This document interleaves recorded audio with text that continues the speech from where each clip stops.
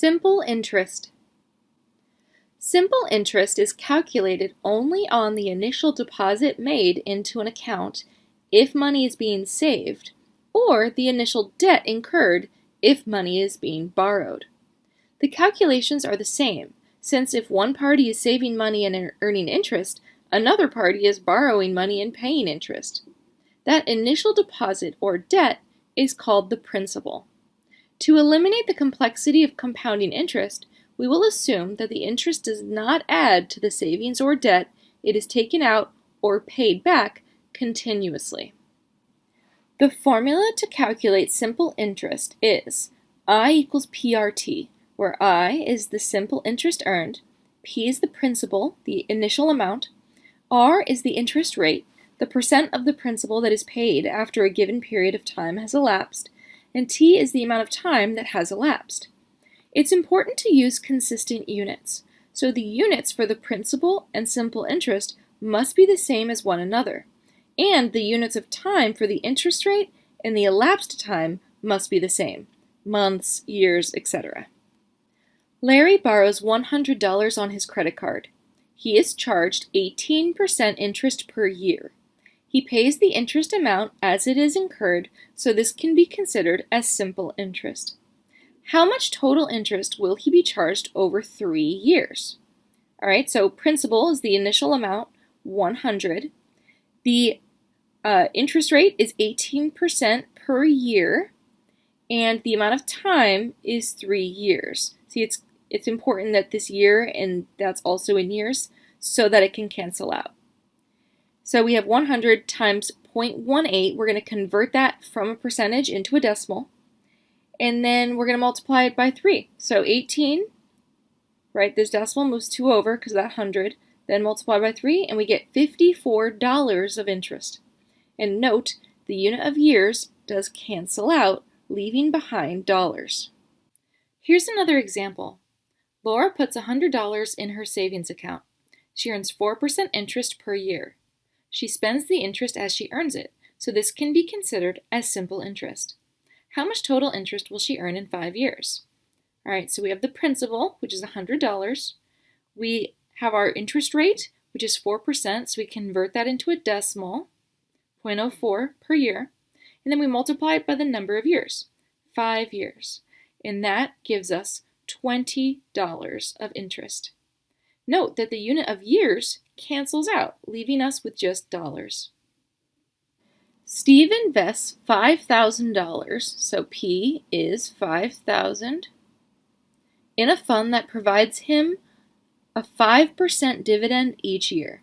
So it's 5% per year, and so we're going to make that 0.05 per year. So I'll do 1 over years. Okay. He spends the dividends, so this can be considered a simple interest. How much will he earn in dividends over 7 years? So time is 7 years. Okay, so interest equals PRT. Interest equals 5,000 times 0.05, and that's going to be 1 over years. It's important that that years is in the denominator, as you're about to see. Time is 7 years. So look at that. Years cancels. So we have I equals 5,000 times 0.05 times 7. All right, so we're going to multiply those all together. 5,000 times 0.05.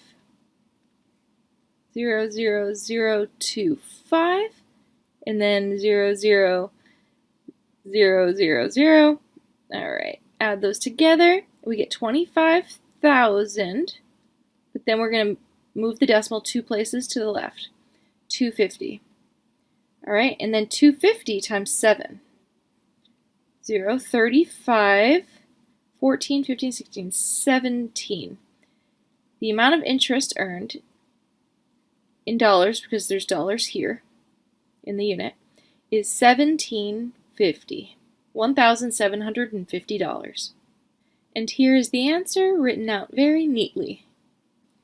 Nancy borrows $8,000, so the principal is $8,000, at an annual interest rate of 12%. So that's an interest rate of 0.12.